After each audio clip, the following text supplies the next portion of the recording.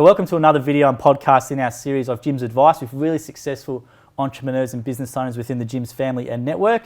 And the goal of these is always to try and provide with as much generic business content as possible. There'll also be stuff relating to gyms.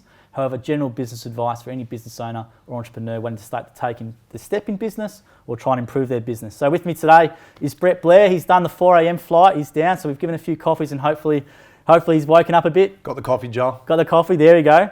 So Brett's up from Queensland. He's the owner of the Jim's Pool Care division, which has now more than 100 franchisees. I think I checked last night, under the Pool Care banner. I really wanted Brett on because he's a really relatable guy. So a lot of people will be able to relate to Brett. He's a knockabout type of bloke. He's got a great bit of banter, and he'll probably tell you a bit more stories with that in Jim. But he's also got a lot of great business advice and applicable business advice. And he's come into our business from a completely unrelated industry. So we'll talk more about that. So thanks, Brett, for agreeing to do this. And that's right, Joel. Thanks for flying me down. No. So the first question I'll start with everyone is, what is Jim like? That's a tough one straight up, mate. I guess my first interaction with Jim was when I was getting into business about 15 years ago. So my background was IT and project management. Yep. Looked for a business. I'd had enough, hadn't started my family and was looking to get into business. And everything kept pointing back to gyms. Like I knew about project management, I knew about IT. I'd studied business management marketing, but I thought, if I'm going to get into business for the first time, where's the logical place to go? And I just kept coming back to gyms. So I found Jim's Pool Care. Long story short, I flew down to Melbourne, did some training, met Jim, and I guess that sealed it for me as far as getting into Jim's Pool Care. So that training was part of the due diligence, I guess. And I just have never met a person more passionate about customer service in my life. And I thought, that's something I want to be involved with. I'm not sure if this is right, but this guy seems like the right person to be in business with. So I went back and started a mobile franchise and a master franchise in Queensland. And back then we only had a couple of guys in Queensland and probably about 10 in Australia. So what made you settle on the pool care service? Because as you said, you come from IT project management and you've gone and chose pool care. So what was the reasoning behind that? Well, my wife thinks other reasons, and there's different thoughts around it. But I guess for me, the beauty of the Pool Care division was it was not just labour; it was a labour and retail business. So since I've been a young man, I've read all the business and motivational books, attended seminars. I always knew I was worth more than wages. That in my heart, I just thought I work really hard. All the jobs I've done, I just work so hard at it, but there's no extra on top for me. So I knew I was going to get into business one day. And all the books I said, you've got to be able to sell time and ideally money. Otherwise you're swapping time for money. So, and while there's some great gyms businesses that do that, the Pool Care had the retail component to it. So not only could we show up and charge for our time, we can show up and charge for the chemicals, lucrative pool equipment items, pumps, filters, chlorinators. And if you speak to any of my mates, I'm a work smarter, not harder sort of guy. Because I like to work hard, but I also like to enjoy myself and spend time with family and travel. So I thought, if I can grow a business quickly, how would I do it? I'd sell my time and retail items. So I was drawn to the Pool Care division. That's an interesting one, because when we've done these series, for anyone listening, everyone sort of goes, I've started as this business and that was my passion, then it's sort of evolved into what they are. But you're saying you actually looked objectively with your management sort of background and what you've read to try and find a service that had those different elements for you to get into, which is a lot different to what other ones have said, which I find very interesting. Yeah, so I guess anyone, tip getting into business is be really clear. And some of those things you need to be clear on is your passion. What am I passionate about? And it's cliche, in the world of motivators and all that, find your passion and your focus and all that. But I believe it is true. If you haven't sat down and thought, could I do this business for the next 3, 5, 10 years? Could I imagine getting up every morning when it's getting a bit tough and I'm trying to grow it? If I haven't thought that I could be passionate about this, there's a chance you may just give up. So that's why people in their first year or so probably fail. They might fail because, the business is not going as well. But if you weren't passionate about it to start with, there's probably a greater chance of it failing. And that little bit of focus. So if I'm passionate about it and I'm enjoying it, that probably comes across to the customers as well. This guy's really enjoying what he's doing. I like interacting with him. I love it when he comes out every month. So the pool industry our goal is about one-off and regular service. So we coach our guys to build great relationships on that first visit. because we want the monthly ongoing service. And a customer might stay on for anywhere from 12 months to 10 years. So we've got 10-year customers now that have been getting a pool service every month for 10 years. Now, that's pretty lucrative from one visit. That's how it started. So they did something right in that first visit, and whether that be a great job, a smile, built some rapport with the customer, but then I guess the outcome of that was a 10-year customer that's paid them tens of thousands of dollars over the life of that journey. So yes, you really want to maximise that first-time customer interaction to hopefully lead everyone to be a 10-year customer. Yeah, definitely. So probably that's another tip. So a tip is make every interaction count. So you might be having a bad day or whatever it might be, and you show up to this last job of the day. If you're not switched on like it was the first job of the day, what are you doing there? That customer doesn't deserve a second-rate you. They deserve the guy who's showing up like it's the first job of the day. How can I help you? What can I do for you? And if you're not in the right frame of mind, you're probably better off just going home and doing the job the next day, because that one interaction might go from $150 pool clean to a annual servicing worth $1,500. They might have also wanted some pool heating worth $5,000, but you showed up a bit grumpy, looking a bit dishevelled, not really interested, and you got a one-off job and never saw the customer again, and you don't realise what money was left on the table. So how do you continually motivate your guys to get to that sort of level?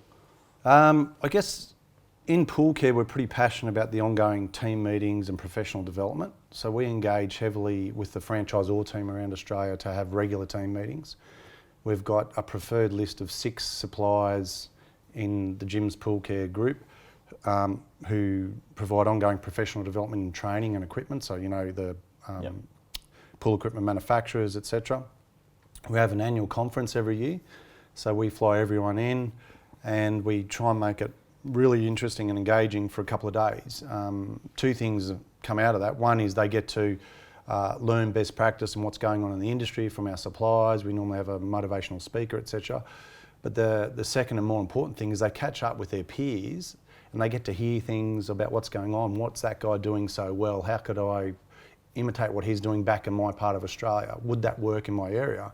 And quite often the best hints and tips are found at the bar later at night when guys are still boring their wives to death about pool talk. But yeah, I guess for me it's always be learning. So always have an open mind to learning, and we love feedback. So if the franchisees aren't giving feedback to the franchisors on a regular basis, there's probably something wrong. And we meet regularly as franchisors. So we use technology at the franchisor level. So 13 franchisors probably every 6 weeks are meeting up via Zoom teleconferencing, bringing back feedback from their groups, and always trying to look for the next best thing that's going on in the marketplace to help the franchisor team and the franchisees. So when you started in the division, so make it clear for people, you started as a franchisee. You didn't just walk. You didn't go from IT and just own the division. You started as a Pool Care franchisee. Yeah. So I started as a mobile franchisee in my own region. I was the first guy on the ground, and I had to walk the walk. I had to work out day one.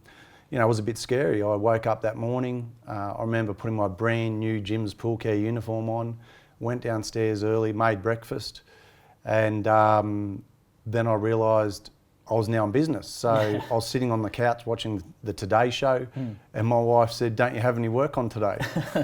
And I said, "I'm just waiting for the jobs to come in." Yeah.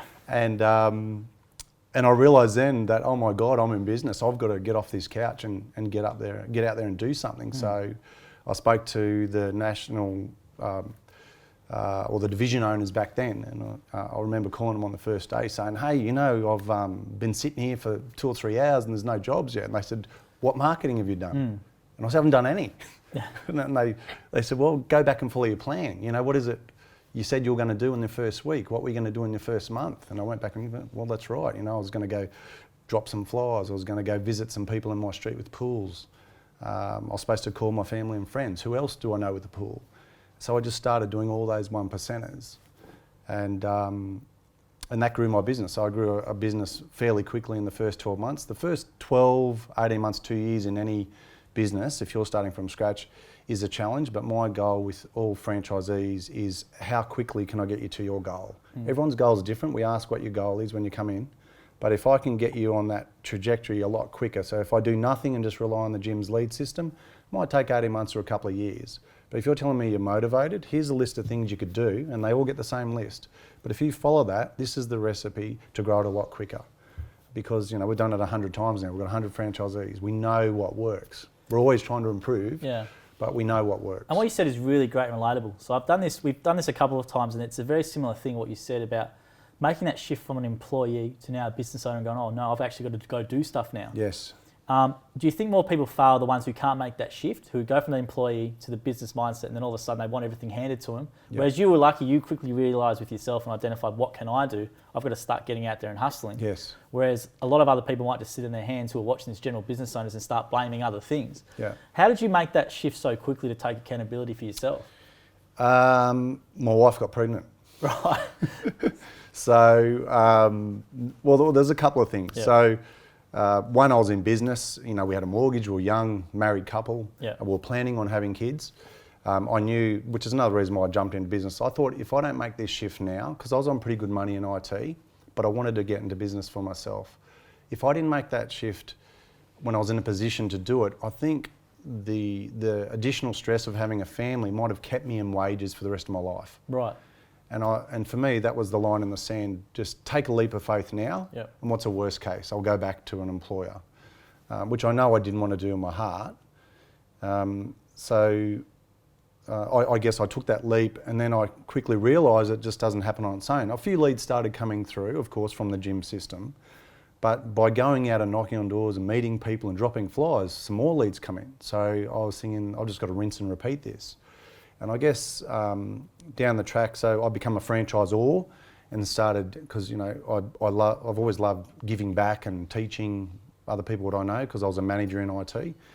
And so then I thought, I've got to teach these new guys and girls, because we had a female franchisee come on in the early days, how to grow their businesses quickly and what's the secret sauce. And so then I started documenting everything. So this is, you know, I'm part of franchising, I'm going to document everything. And then the opportunity come up to purchase the division. So I was speaking with Jim about, where do I go next? I'm starting to grow my region. And he said there's an opportunity at the division level for whatever reason. And spoke to my wife about it. And I thought it was a very exciting thing. I knew I could do things a lot better, especially in the space of technology. So I knew from my own research and my background that IT was taking off. This is around 2008 to 2009. So how long between starting as a franchisee to this point right now? 15 years. 15 years. 14 years. Yep. 14 years. Okay. So I'd been in it probably 3 years as a 2 or 3 years as a franchisor. I'd sold a few franchises as well. Yeah. But I just saw so much upside with Pool Care because of we weren't leveraging the technology. So I knew Google and the way people were changing their purchasing behaviours was changing. I knew I could get our division on the front curve of that. I knew a lot of people in that space as well. So I was able to, I guess, work with Jim and the outgoing divisional, brought the division, and then I was able to implement everything I wanted to implement. So we went back and we reviewed the entire way we train people, the documentation, relaunched the website, the way leads are generated, local area marketing strategies, uniforms, vans. We did the lot over a period of a couple of years. So when you took over, when you became the divisional owner, how many franchisees were there? I think there was around 28, 30 maybe. And now you're up to over 100. Yeah. So all this training and stuff has obviously helped you grow. Yeah, well, we went sideways for 12 months, you know, because I implemented some changes that were making some people feel uncomfortable, but I knew there was a bigger picture in place. So we weren't promoting as pool equipment as heavily, where it was more considered Jim's Pool Cleaning rather than Jim's Pool Care or Pool Service. So I wanted the customer base to know that we're specialists in pool equipment, pumps, filters, chlorinators, pool heating, anything for your pool, think Jim's. Yeah. We're not just pool cleaners. So we repositioned ourselves, challenged a lot of franchisees. They had to start coming to more meetings. They had to learn more. A lot of them, franchisees, it's easy once you think you know everything to not go to team meetings, not go to supplier training. So we needed to work out why. So I flew around the country to every city, literally in the first 12 months, met with as many franchisees and franchisors as I could, got their feedback about why maybe they weren't attending, why they were a bit disenfranchised. And within a couple of years, where you might get a couple of franchisees to a meeting, we're having full houses every time, because we're making the training interesting. We were asking them what they want to learn at the next training. We're creating a forum where people could talk and share ideas without feeling threatened about bringing things up. So there was a real cultural shift too. Yeah, so yeah. I wanted the franchisees to know that we were there to work with them and help them be the best they can be, and that we were going to grow this over the next 10 years. And I always had a goal of 100 franchisees. So when you have got 20 out of 30 franchisees, that seems so far away. Yeah, yeah. And then hitting 100 franchisees last year, I guess one thing about setting goals, I've always done it. Every year I set my own goals, both personal and family, personal, business and family. And I think everyone should be doing that at least once a year. And on reflection of only setting a goal of 100 franchisees as I hit the target. So I thought it would take me 10 years, took me 8 years or whatever, and in hindsight I didn't aim high enough.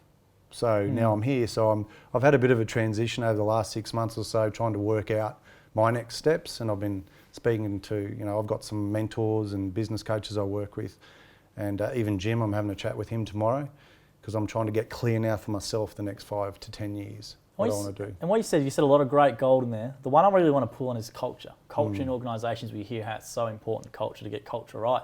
So you took over at a time, I think, when it was 28 franchisees, and obviously what you've put in place has worked. But one thing you said, which I think was really important, is actually, rather than just doing a generic email or doing it even like a Skype or whatever, you actually literally flew to your stakeholders, you sat down with them face to face, you gathered their feedback, and then you base your culture on that feedback. And as you said, you went sideways for around, was it 12 months? But then once you had that implemented, look what the growth you've had. So what advice do you have for people who really want to change culture in an organisation or business or even a little company? What advice would you give them? Yeah, well, it's probably an issue for almost every organisation is culture and team culture, because it will change. Dynamics will change with growth, and even individuals within teams can change. So they can change their attitudes towards the business, and it can affect the culture. So I guess the main thing, whether you're at the top of the food chain or you're one of the franchisees out there in the field, is the communication channel. So you need to create an environment where people can give and share feedback openly, and that everyone is part of a team. So I definitely say you are part of the Jim's Pool Care team. We'll help you be the best you can be. But then the cultural shift down to the franchisees, but you are also responsible for your own business. But you're also affecting my brand as well. So there's lots of cultural things happening here. So I want you to be really passionate about your own business, provide really amazing service. I want you to have a clean van. I want you to have a clean uniform, show up on time, do all these things. Because if you don't do that, it's going to affect your business, but it's also going to come and affect these other 100 guys who are trying really hard to create this really great customer expectation. So I'm really proud of the Jim's Pool Care team we've got now. To the point that I've been telling people in different franchising forums for the last 2 years that I'd be happy for any franchise inquiry to get in any list of those 100 guys and call them and ask any questions. So I've been to various forums where franchise systems might just hand out a couple of franchise names, call these guys. I want any franchise inquiry to be able to call any franchisee, ask anything, warts and all, and you'll probably get good, bad and ugly, but the majority of franchisees will know that they've taken responsibility for their business. They're part of a great team that cares for them and wants them to achieve their goals. And if they're not, there's a good chance they'll take some responsibility for that. And if guys are struggling, we want to get involved early. So the franchisor needs to get involved early. I need to be involved if required, and we'll try and fix it. And to me, that's what good team culture is we're actually, while working as individuals, we're I guess working towards a greater cause, which is the team, or Jim's Pool Care team. Yeah. So. That's really, really great information there. I've read in I want to go back to something you said before about your early days in business, because I think this is really relatable to people. Obviously, there's a startup culture now, and entrepreneurs and business owners and franchise owners in that first year. You seem like a very outgoing person. I've known you as a very big, outgoing personality, but I read in an interview online, it's not a bad thing, it's a good thing, but I read in an interview prior that you said one of your biggest challenges initially was getting out of your comfort zone, which I found surprising, obviously not seeing where you are today. So how did you overcome that initial challenge? Was it, obviously you've cited financial pressures and family and stuff, but how did you deal with those initial maybe fears about going out and prospecting and all that sort of stuff? How did you get over that? Yeah, well, it's one of those things, you literally just have to do it. So getting into business is a big enough step on its own. So I tell people who struggle with it, you've got into business. Do you know how big a step it was to buy the business? Going and knocking on the door is actually harmless compared to what you've just done, but it is a mindset. So it's about practice. It can be about role play. It can be about using the assistance of a franchisor. So I encourage the franchisors, if we're going to make them do something awkward, you need to do it with them. You know, if you want them to knock on doors, go knock on a few doors with them. If you want them to go visit some real estate agents or introduce themselves to some pool builders, go with them, walk the walk. Because quite often, it's like anything new. Once you've done that initial step and walked through the wall of what fear is, you go, that wasn't that bad. And I find guys that do that actually grow to another level. And it's the same as I talk about what makes a successful franchisee. And I try and get people not to worry about the technical side of the business, because we teach you the technical side of looking after a pool and the equipment. What you need to get really good at is the customer service and the people skills. And I don't mean you need to be a flamboyant entrepreneur when you rock up to everyone's house, but just really basic business skills about engaging with the customer, letting them know you're the right person for the job, you've got the right skills to do the job, and if anything ever goes wrong, you're the guy to give a call to. And if you can develop those business skills and rapport building skills early, that's probably more important than any technical skill you'll ever have. And you'll grow a repeat business a lot quicker. I think that's very important what you said. I want to pull on that thread a little bit more, because obviously there's a massive online move. Obviously everyone can do Facebook ads and whatever. But what you're saying is, obviously that's important to do, but the more traditional methods is actually getting out there in front of a customer or a prospect and getting there face to face and being more confident in that interaction, because people tend to probably hide a little bit online now. They require that, and then the experience between that and what they see is different. So you're promoting a lot more to actually get out there, get from behind whatever you're hiding, get in front of the person and just get used to it. Well, it's funny you say that. So I've been thinking about that more and more over the last 6 to 12 months, because we spend the majority of our marketing budget in the online space. And for good reason, because that's where the majority of leads come from. But I've been trying to work out in my own mind, what is the future of marketing and generating leads and customer service? And I think it goes back to marketing fundamental basics is repeat referral business. So our role in Jim's Pool Care is to get the franchisee to the front door the first time. And if that franchisee does an amazing job every time and does the right thing by that customer, the next thing that comes out is repeat business and possibly a referral. Now that's more powerful than us spending thousands of dollars online and doing all that sort of marketing. Because if that franchisee repeats that for every lead he gets, for as long as he wants to grow his business, he's going to grow a business a lot faster than the guy that's just waiting for the next online lead, And everything I've been reading and been involved with lately, I just believe it's coming back to that individuals need to take more responsibility for how they're going to grow their business and build. There was a movement about the key person of influence, right? Do I want to deal with the best pool guy in the area, the best Jim's mowing guy, the best, what's another one, building inspection guy? Do I want to deal with the best or just the average guy? Now, how do I find the best guy? I'm either go online and look for it and I'll find what appears to be the best guy, or I'll ask a friend or an acquaintance or someone who may know the best guy. So if I come into business thinking, how do I become the best Jim's whatever business that is, or even in the world of privateers, if you're a privateer starting a business, how do I become that best guy? You need to become a key person of influence. You need to get really good at what you're doing and then let everyone know about it. And maybe leverage technology that way. So, using LinkedIn and all those sorts of things, your website, to say, this is why I'm the best guy and you should use me. Because, if I'm bringing someone in, I want to make sure I've got the right guy. And quite often I'll go to referral. I'll ask friends, hey, you know an electrician, a plumber, who's a good guy I can trust? That completely takes out the online need as well. So if they do that, and that's a really great point, because everyone's obviously, there's so much digital marketing stuff online and digital marketers left, right, centre saying this, but obviously, as you said, the word of mouth referral is still the best. Over any PPC result, over any organic result, it's still the best way to go. So anything you can do to increase that word of mouth referral. So what other strategies? Well, obviously great customer service is one. What other strategies would you recommend for people to increase their referral rate? So we encourage our franchisees to reward referrals. So if you're getting a referral, a small gift, so a thank you, could be a discount off the next service, could be a bottle of wine, box of chocolates. It's talked about that happens, but very few people do it and follow it up. So it's a random act of kindness. So if you referred me a job and I gave you a bottle of wine, you might feel a bit quirky about, Brett, you didn't have to do that. But you'd take it and you think that was a real nice gesture of Brett to give me this bottle of wine. Now you're a dinner conversation this Friday and someone mentions a pool, is there a chance you're going to say, hold on, Brett gave me a bottle of wine last time. I now owe him another one. Hey, I know this guy named Brett. He's really good at pools. And that's that organic referral-based model of growing. Now, do I have to give out a gift every time? Sometimes it's just a thank you. Sometimes it's just, or even a plea. Hey, I'm a small business. I'm just starting out. I'd really appreciate, I'm going to leave you 3 cards. If you know 3 other people who have a pool, I'd really appreciate you helping me out. Now, a personal plea to me, if someone did that to me, probably for the next few days, a week, I'm going to be on the hunt to try and find someone to help this guy who just come to me and did a great job, and I trust him. I'll try and help him out with a couple of leads. It's great advice there, because I don't think a lot of people do it. You're right, it sounds really good in theory, but how many people actually put that into place? Yeah. I've seen a couple who do it and it works really well, Yeah. but it's a small cost. You know, that Yeah. little small cost to get maybe that 10-year client, as you said, how much is that worth, right? Yeah, and a lot of this stuff I'm talking about is zero to no cost, right?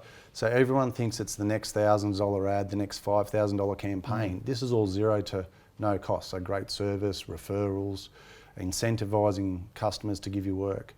All this stuff is close to no cost, but very few people will execute it. So most franchisees will try things once or twice, too hard, give up. Yeah. It's about that commitment to activity. More, you know, every month I've got to have an activity plan. What are my KPIs, for example?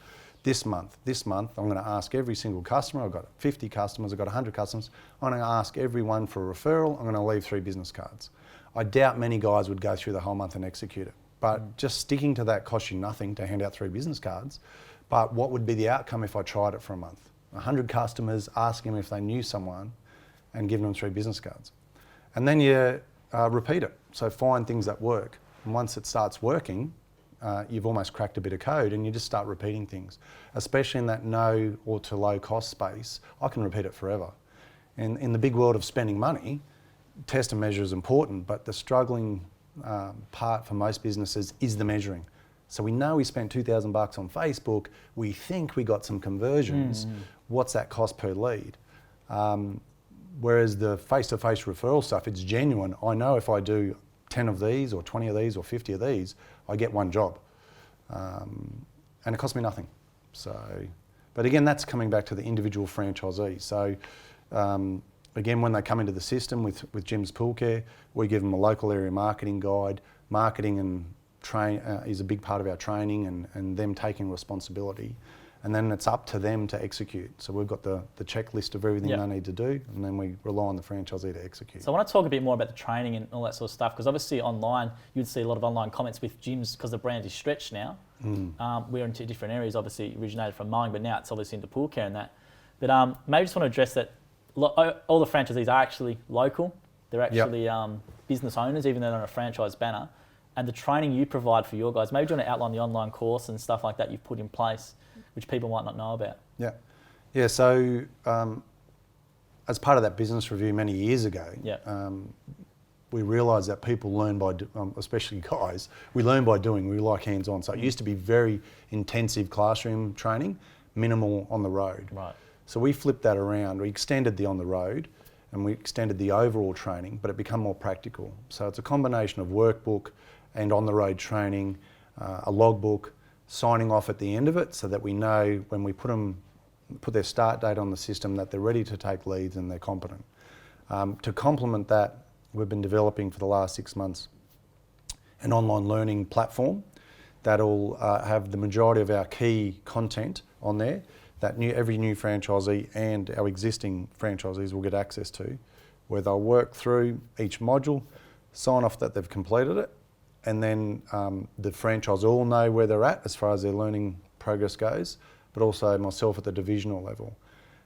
Then to grow out that online learning space, because I believe everyone learns from different mediums. Some guys like reading, some like watching videos, some like doing the hands-on. So we're really trying to get an interesting blended delivery model of learning, and that'll include moving forward hints and tips, videos from our suppliers. So a supplier might bring out a new product, we'll engage them to do some video content, we'll put it into our online learning platform, ask a few questions at the end, and that'll become part of ongoing professional development. And the beauty of that, it's been delivered once to 100 franchisees, and we can track and measure that and see how they're going with it. I think what you said, applying ongoing professional development to what is a mobile service-based business is really a point of difference to a local independent bloke who you don't know what really, you're just going on what they say, which I think is a pretty unique type of thing. Yeah, well, the motivation, I guess, in any of the gym's divisions, the challenge is saying,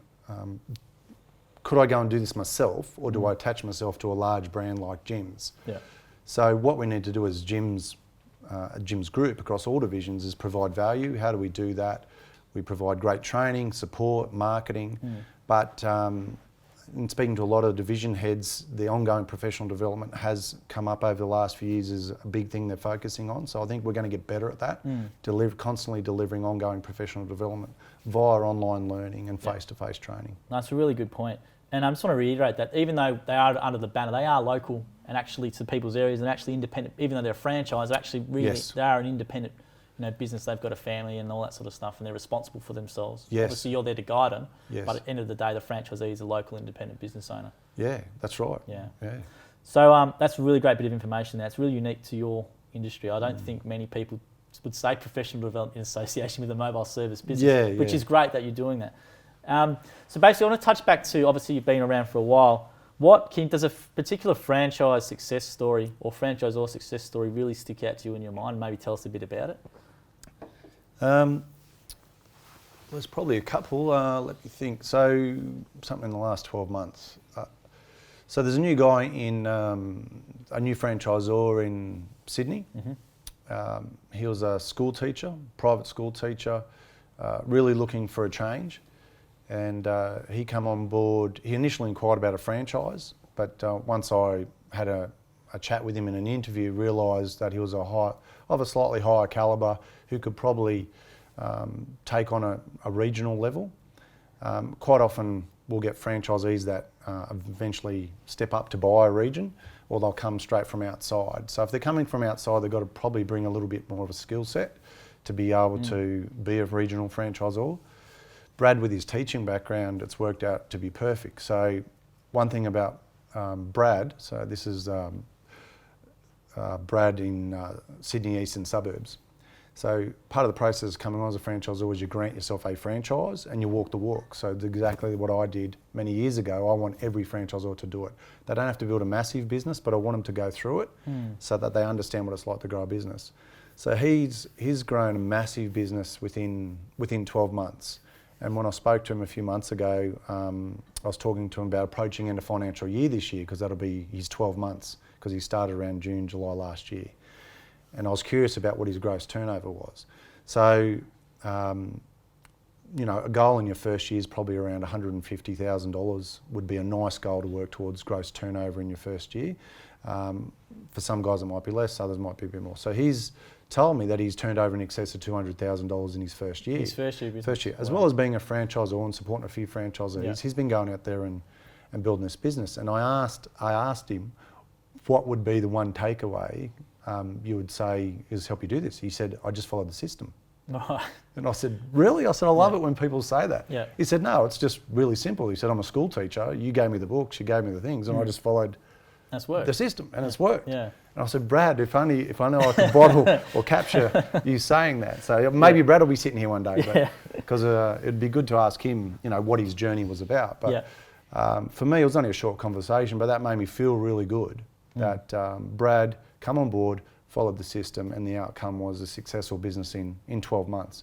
Now that's not, for everyone. It might take a little bit longer or whatever, but that shows you that if you follow the bouncing ball sometimes, it's a good outcome. Well, why do you think people don't follow the system then? If the plan's laid out and it's led to this success, and then someone else comes in and says, why do you think those people don't follow the system?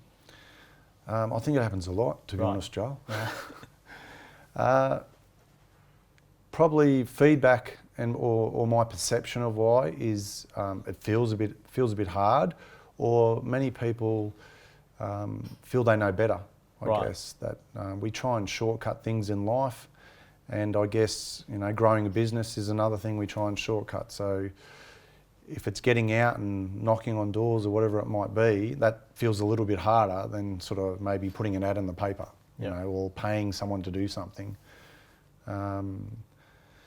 Yeah, I don't know. It's a really good question, and I wish we knew a little bit more of the psychology around that. Yeah. Because most gyms divisions have great systems in place, but I regularly hear of people just not following the system. Yeah. So It's an interesting one. It's a tough question because obviously you can't really put on some sort of single thing. yeah, But there's a lot of data from internally if people don't know, but the ones who do, as you said, follow those systems and actually do those things and get out of their comfort zone. Maybe it's a comfort zone thing more, like Yeah.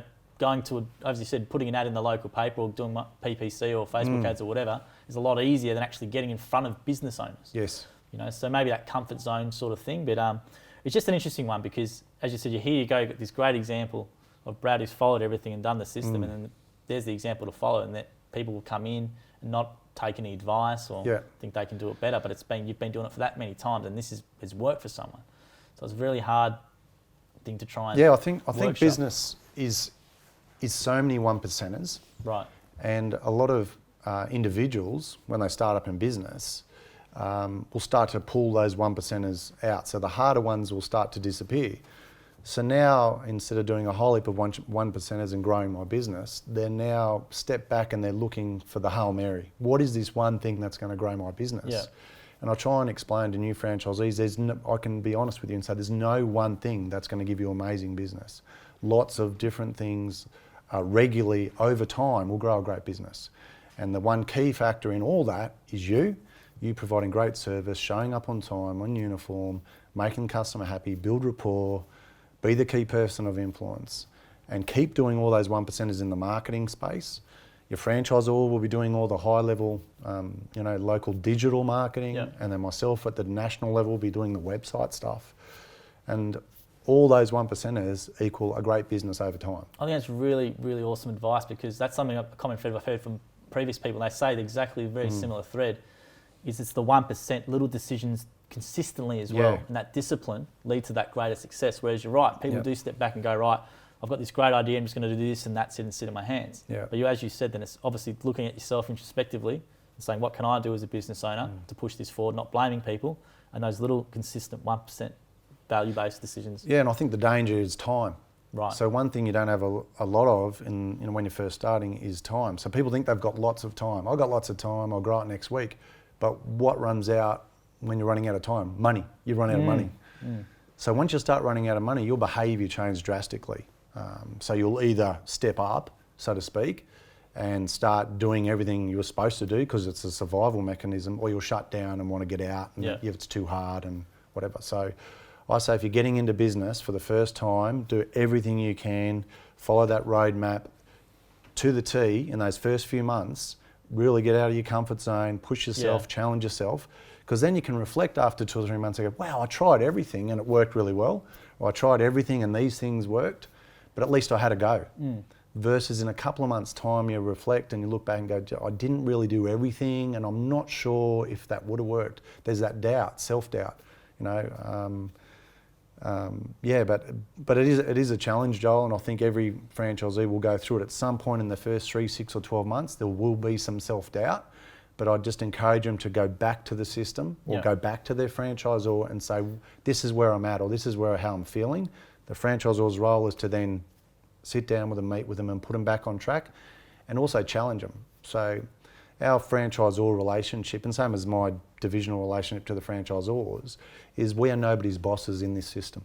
We're all just working together for a common outcome. So if I can help a franchisor or help a franchisee, it's definitely not as their boss. It's what is your goal? How do we work together to achieve that goal? And the sooner I can help you with a problem, so if you've got another tip in franchising or any business, if you're having problems or you're struggling, is talk to people about it. The sooner a problem shares, a problem halved. Just ask my wife. I love halving problems, it's true. If you can just get the monkey on your back, if you can just have a chat to the franchisor about what you're going through or the challenges, there's a good chance they've come across it, or I'll be able to introduce you to someone else who's maybe been through that, or it could just be a kick up the bum, like Brett, suck it up, mate. Get stuck into it. So. So much great stuff you said there. And I want to touch on something you said earlier, which was the hardest bit for people in business, or even if they do the franchise, they paid all this money. And as you said, that's the hard bit. You've gone and organised the loans, or you've taken some equity from there. You've done the hardest bit. So the rest of this stuff you're saying, for any business or for any franchise owner, you've already done it. So that's encouraging for people that maybe they change that mindset to say, I've already done the hardest bit, which was saying, I'm going to do a business, I'm going to make a change, I'm invested this money. Now I've just got to do not the easy bit, but the more fun bit, get out there and actually promote myself and all that sort of stuff, which I think was a really great mindset shift for people. Just anyone in business to take that away. You've made the decision, and the rest of it, it really should be less hard than what you've said as getting invested into business. Yeah, I'd agree. So you mentioned the word fun. So if you can be doing it and out there having fun, that's a mindset thing. I'm going to, enjoy this challenge. I feel uncomfortable. I'm telling my wife or my mates I'm about to go do this thing. Yeah. You're putting a little bit of accountability out there. You go and do it. You come back and say, well, I did that. How'd you feel about it? And all that sort of stuff. But the other thing I was just thinking then, Joel, is about immersing yourself in the theory of business. So what do you need to be doing? You need to be reading, go and ask some people, what book should I be reading about sales if I'm not good at sales? What book should I be reading about motivation if I'm, not feeling motivated? YouTube, online, there's so many resources available to get motivated. And if you're not sure, just speak to someone around you, find a mentor. So someone in your local area, doesn't have to be another gyms person, could be another person in business. Join a local networking chapter, B&I's, there's a few other different sort of networking chapters. Quite often there's other gyms around that want to meet on a regular basis. It doesn't have to be a formal thing, could just be a coffee catch up once a month, bounce some ideas around.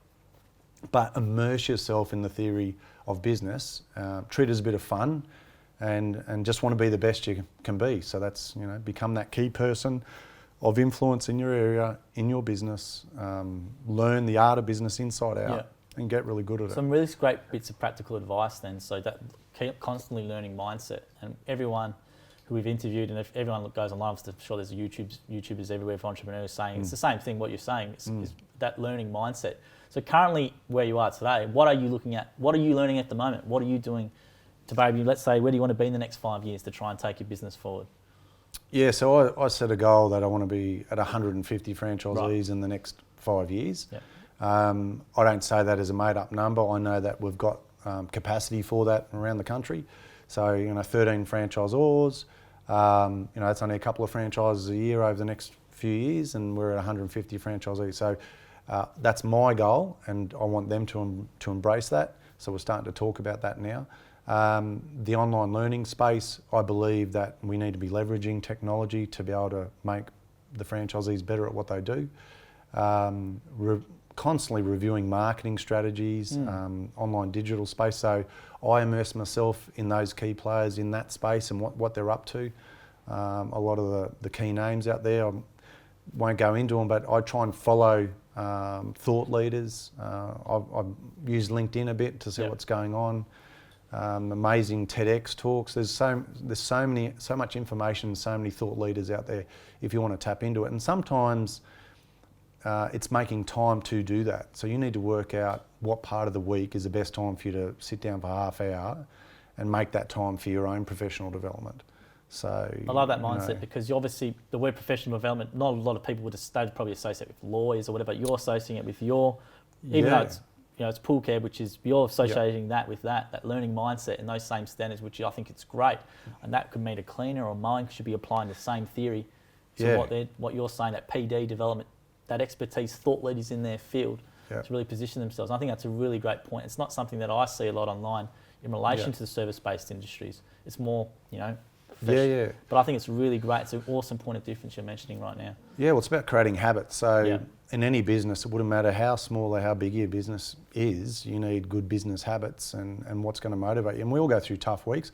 So I'll be honest, if I have a tough week, I'll just immediately go find a podcast or something like that, and I'll type in motivation. I'll type in something, and 10, 15 minutes, half hour later, I'm back on track again, and but you're taking action. That's a great thing you're saying. I mean, it's all these things you're giving, which is great bit of advice to people. It's all actionable stuff, but rather than you don't dwell on it, you just take the action. Right, I've identified this. I've got to do something. Whether it be learning or a podcast or change my thought process or whatever. You're actually doing something about it, which I think is a really important thing for people to take away.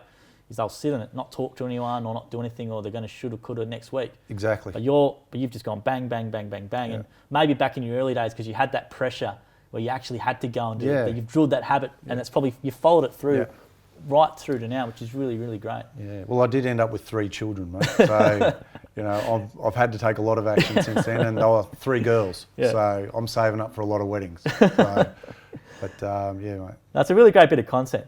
So I want to go back to the start. We obviously asked you what Jim is like. You're known for having a bit of banter. Today we had the divisional meeting. For people who don't know, the divisional owner, so Brett owns the pool care division. They come down at a bit of a round table almost, like Knights of the Rain table almost. You've got Jim there, and you're very vocal in those meetings. Is there anything that sort of stands out in terms of banter by the way of Jim you've had over the years, or any sort of thing you can recall? I know I'm putting you on the spot here.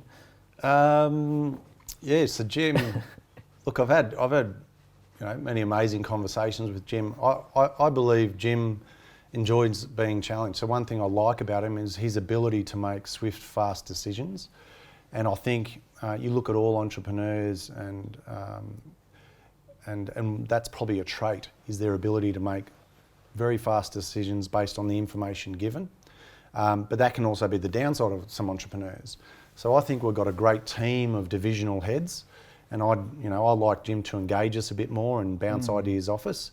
But I also appreciate where Jim's coming from and what he's achieved. So I guess I'd probably like to give Jim a little poke every now and then, and let him know I'm around, and let him know that I'm part of the team and whatever. Thinking back about a funny story about Jim, so what'll be a good one? For those listening, Brett's probably the most vocal at these divisional meetings, and he tends to have a lot of good banter with Jim. Yeah, so look, Jim's renowned for being a bit tight, right?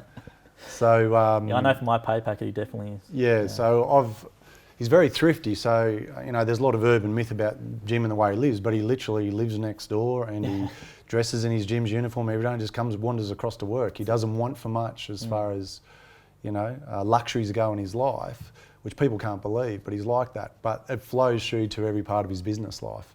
So I remember speaking to him once about coming down for a divisional meeting, and I asked if I got here early enough, if it included a breakfast.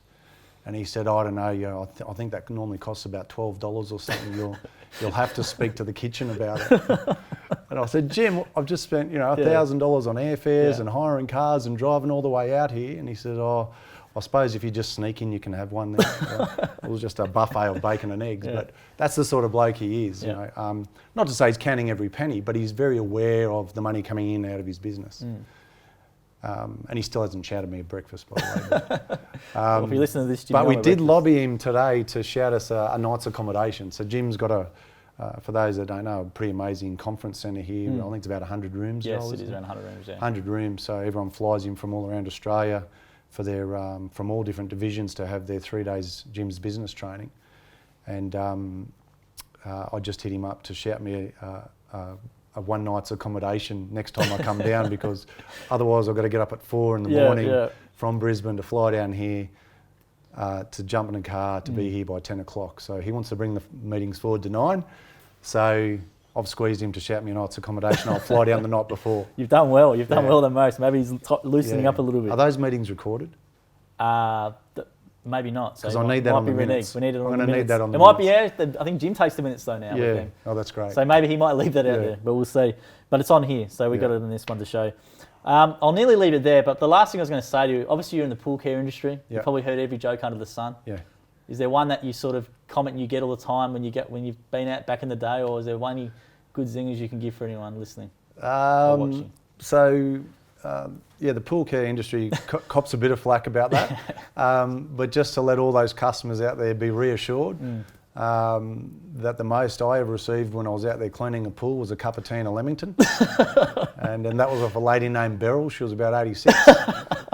And that was as close as I've come. So, just want to clarify that for everyone. I'm sure there's some great urban myth out there, but nothing that I've heard, Joel, that's that exciting. So if people want to find a bit more about yourself and about Jim's Pool Care and what you're about, where can they go to find you? Yeah, so, you call the Jim's head office, 131546. You'll be put through to the local franchisor in that region. Yep. who'll be able to answer any questions, give you an information pack. Ideally, we like to catch up and have a coffee if you want to go to the next level. Yep. We love offering interested parties a free ride along in a van, come out and see the business firsthand. Yep. And the beauty of riding along with another franchisee out in the field is you can ask as many questions as you want and get a real life story about that person's journey.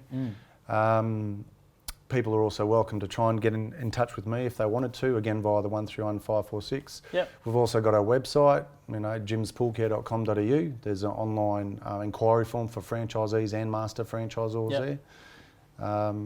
And yeah, we'd love to hear from people who are interested in that story, I guess. And I know you've been doing more social as well, so obviously Facebook as well. Yeah, and even Facebook. customers, if you want to find a bit more about what they do, there's a lot of blogs and stuff, that tips and advice that Brett puts on his website. So if you're interested in that, head to there. Just Google Jim's Pool Care. They'll come up, and we'll try and leave some links as well with all that sort of stuff. Yeah. Thanks for agreeing to do this, Brett. I knew it'd be really good, and I reckon you provided you provided so much content of advice for just not only franchise owners, but franchisors, divisionals, and obviously general business owners. And so, even if you're not a business owner, I'm sure there's something you can get out of Well, it's been enjoyable, Joel. Thanks for doing this, Thank you Brett. very much, Appreciate mate. it. No worries. All the best. So thanks everyone for watching that. We hope you found it very insightful. I know I did. I learned a lot from talking to Brett. I really enjoyed that one. I knew he'd be great to have on. If you're listening to this on the podcast as well, make sure you leave us a 5-star review in the iTunes store or Spotify, wherever you get your podcast. If you're on YouTube, make sure you please subscribe or leave some comments about it. Head to just Google Jim's Pool Care. I'm sure all the stuff Brett will come up. You can contact him via Facebook, 131546, and also his website. But if you want more of this type of stuff, please let us know by engaging with us on the platform, send us a message, all that sort of stuff, and obviously the Jim's Group Facebook page. Thank you for watching and listening, and hopefully see you again.